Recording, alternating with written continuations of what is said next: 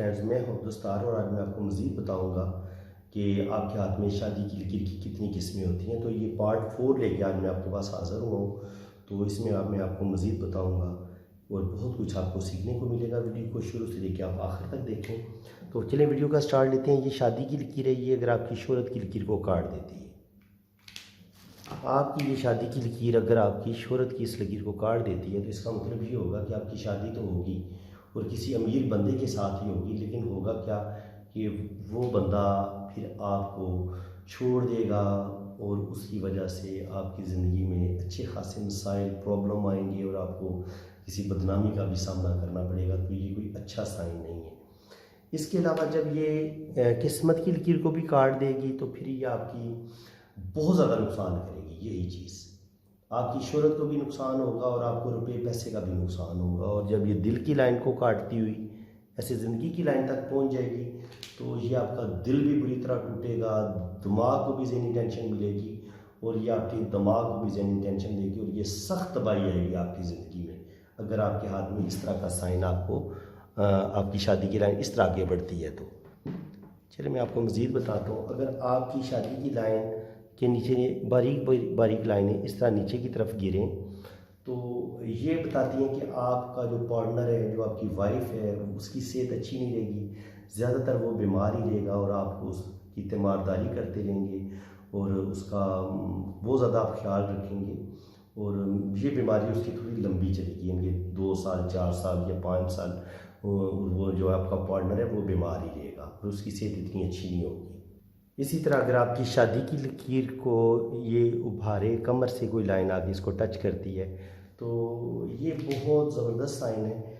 आपकी जो शादी होगी वो किसी बड़े अच्छे इंसान के साथ होगी और वो आप दोनों को शायरी, पोइट्री, म्यूज़िक के साथ दिलचस्पी होगी, अदब के साथ लगाव होगा और ऐसे लोग जो होते हैं वो दिल के भी बड़े मासूम होते हैं। तो ये बड़ा लकी जोड़ा बनता है अगर इस तरह का साइन आपको मिले। उबारे कमर से कोई लाइन शादी की लाइन के साथ टच हो जाए, बशर्ते कि ये शादी की लाइन को काटे नहीं।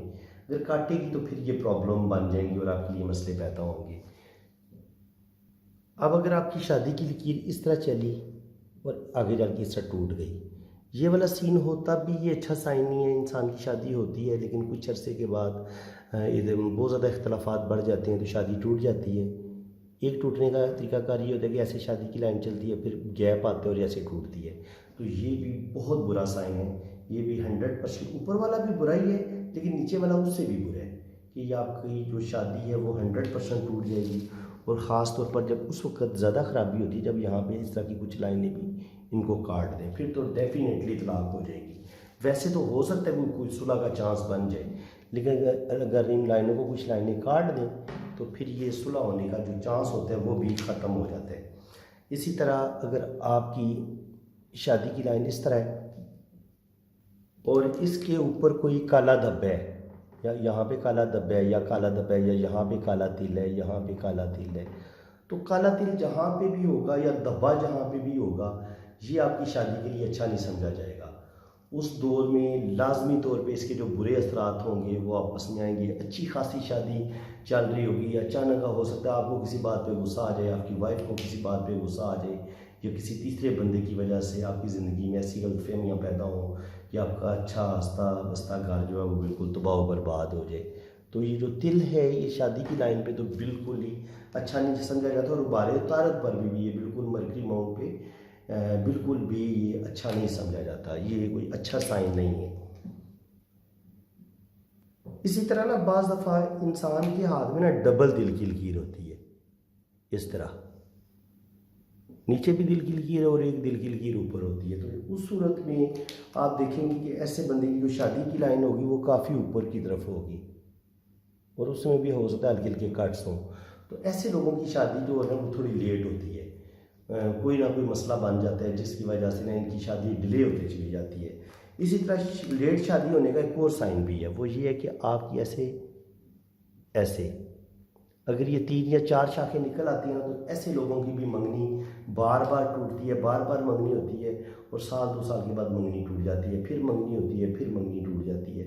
तो ये मंगनी बार बार टूटने का साइन होता है और ऐसे लोगों की शादी भी बड़ी लेट होती है और बड़ी मुश्किल से ये अपनी ज़िंदगी जो है ना शादीशुदा ज़िंदगी को कामयाब बनाते हैं, ये भी कोई इतना अच्छा साइन नहीं समझा गया इल्म पामिस्ट्री में।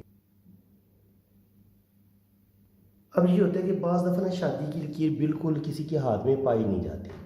अगर किसी के हाथ में शादी की लकीर बिल्कुल पाई ना जाए तो इसका मतलब ये होता है कि ज़ाहिर है उसमें प्यार मोहब्बत की कमी होती है। जो एक सेक्स पावर होती है, जो सेक्स की तरफ रुझान होता है, वो भी ऐसे लोगों में कम पाया जाता है। तो बाज़ दफ़ा जिन लोगों की ज़हनी हालत ठीक नहीं होती, जो नफसियाती मरीज़ होते हैं या पागल होते हैं, उनके हाथ में भी शादी की लाइन या तो होती नहीं है, अगर होती भी है तो वो बिल्कुल मद्धम हो चुकी होती है।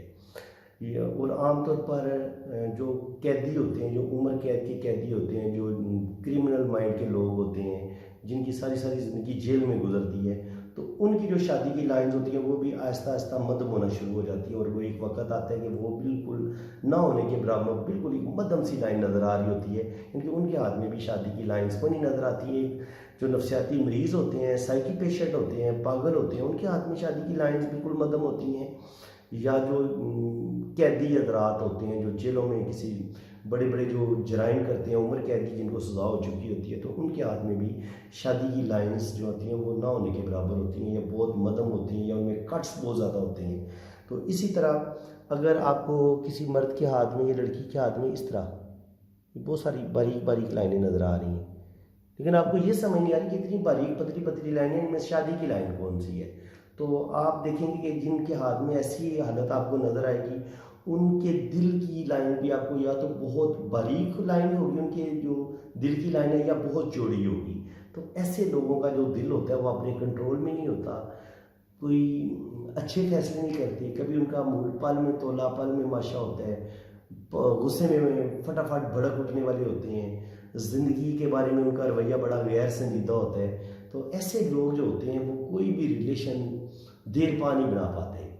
जिनके रिलेशन बनाएंगे जल्दी उन्हें एहसास हो जाता है कि ये बंदा मेरी मर्ज़ी का नहीं है, उसको छोड़ देंगे, फिर किसी और के साथ रिलेशन बनाएंगे।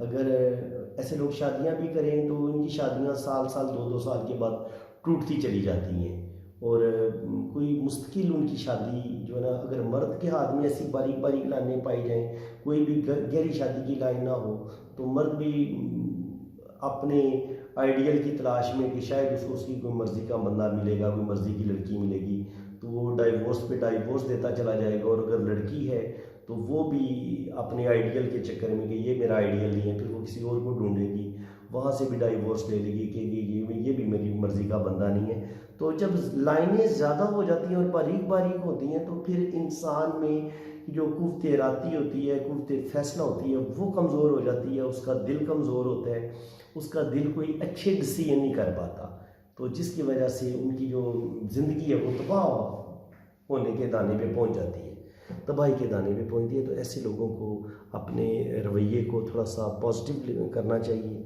पॉजिटिव सोचें सोचनी चाहिए, अपने दिल को मजबूत करना चाहिए, और किसी कम से कम समझदार दोस्त के पास बैठे ताकि वो उसकी ब्रेन की थेरेपी करे और उसका ब्रेन वॉश करे और उसके अंदर जो अच्छी चीज़ें हैं वो लेके आए। तो फिर ऐसे लोगों का अगर अच्छा किसी साइकियाट्रिस्ट के पास इलाज करवाया जाए तो फिर ऐसे लोगों में अच्छी तब्दीलियां आ सकती हैं और वो बेहतर ज़िंदगी की तरफ जा सकते हैं और उनकी फिर शादी कामयाब हो सकती है। लेकिन ऐसे बंदे को ख़ुद बहुत मेहनत करना होगी अपने आप को ठीक करने में, क्योंकि कोई बंदा आपको मुकम्मल ठीक नहीं कर सकता, आपका इलाज नहीं कर सकता जब तक आप खुद विल नहीं होतेगा। जब आप खुद आपके अंदर विलिंग आएगी खुद को ठीक करने की, तो फिर आप ठीक होंगे। अदरवाइज़ आपका हाल उस मरीज़ की तरह होगा जो ठीक होना ही नहीं चाहता, जो चाहता है कि वो इसी तरह बीमार रहे। तो फ्रेंड्स, उम्मीद है कि आपको मेरी इस वीडियो में भी बहुत कुछ सीखने को मिला होगा। मैंने कोई शादी की लाइन ऐसी नहीं है जिसका जिक्र ना किया हो। मेरा ख्याल है कोई 30-40 से ज़्यादा ही लाइनें मैंने बयान कर दी हैं 4 पार्ट्स में। तो उम्मीद है कि आपको बहुत कुछ सीखने को मिला होगा। अगर आपको मेरी ये वीडियो बहुत अच्छी लगी है तो लाइक, एक गिफ्ट समझ के मुझे गिफ्ट कर दें। अब ये हौसला अफजाई होती है जो आप हमारी कर देते हैं। अगर आपको वाकया सीखने को बहुत कुछ मिला है तो लाइक कर दें जनाब, इससे आपका कुछ नहीं जाएगा। लेकिन हमारी हौसला अफजाई होगी और हमें बहुत खुशी होगी अगर आप लाइक देंगे मेरी वीडियो को। तो बाकी चैनल को सब्सक्राइब कर दें, बेल आइकन पर क्लिक कर दें ताकि मेरे आने वाली हर वीडियो का नोटिफिकेशन सबसे पहले आपके पास पहुंचे। बाकी जिन फ्रेंड्स ने अपना हाथ रीड करवाने, ये मैंने अपना व्हाट्सअप नंबर दिया हुआ है, मेरे इसी नंबर पे आपने रब्ता करना है। मैं बहुत मुनासिब सी फ़ीस लेता हूँ और आपकी बहुत अच्छी तरह डिटेल के साथ आपकी जो है ना पाम रीडिंग करूँगा। और बाकी जो फ्रेंड्स अपना हाथ रीड करवा चुके हैं वो कमेंट्स में दोस्तों को बता दें कि मैं कैसी रीडिंग करता हूँ।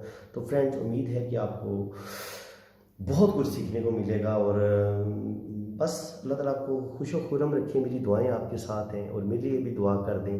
अल्लाह ताला मेरी मुश्किलें और परेशानियों को भी दूर करे, आमीन सुम्मा आमीन। इसी के साथ मैं इजाज़त चाहता हूँ। अल्लाह हाफिज़।